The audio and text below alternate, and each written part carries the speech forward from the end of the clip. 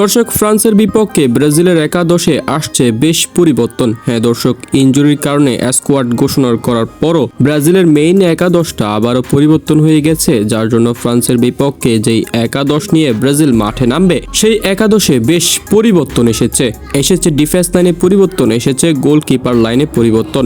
চলুন জেনে নিই ফ্রান্সের বিপক্ষে শুরুর একাদশে ব্রাজিল কোন একাদশ নিয়ে মাঠে নামবে। দর্শক, আপনারা সকলেই জানেন আমি কিছুদিন আগে একটা ভিডিওতে বলেছিলাম ব্রাজিলের সম্ভাব্য একাদশ ফ্রান্সের বিপক্ষে, তবে ওই একাদশের মধ্যে বেশ কিছু তারকা ইনজুরির মধ্যে আছেন, যার কারণে একাদশটা এখন পরিবর্তন। দর্শক, ফ্রান্সের বিপক্ষে ব্রাজিলের একাদশে প্রধান গোলরক্ষক হিসেবে দায়িত্ব পালন করবেন এডারসন। হ্যাঁ দর্শক, এলিসন ইনজুরির কারণে বাদ পড়েছেন, তাই এবার এডারসন থাকছেন গোলরক্ষকে। এরপর ডিফেন্স লাইনে থাকবেন মার্কিনহুস এবং ব্রেমার, সেই সাথে লেফট ব্যাকে থাকবেন ওয়েসলি এবং রাইট ব্যাকে থাকবেন ডগলাস সান্তোস। এটাই ব্রাজিলের ডিফেন্স লাইন আপ। এরপর ব্রাজিলের মিডফিল্ড লাইনে আসছে 4 জন, যেখানে একদম মধ্যমাঠে থাকবেন অ্যান্দ্রেস সান্তোস এবং দানিলো, সেই সাথে ক্যাসামিরো এবং গাব্রিয়েল সারা থাকবেন তাদের পাশে। অর্থাৎ এবার ব্রাজিল 2-4-4 ফরমেশনে খেলবেন ফ্রান্সের বিপক্ষে, যেহেতু ইনজুরির কারণে স্কোয়াড বেশ কিছুটা পরিবর্তন। এরপর ফরওয়ার্ড লাইনে থাকবেন 2 জন, তারা 2 জন মেইন স্ট্রাইকার হিসেবে কাজ করবেন। একজন হলেন ভিনিসিয়াস জুনিয়র এবং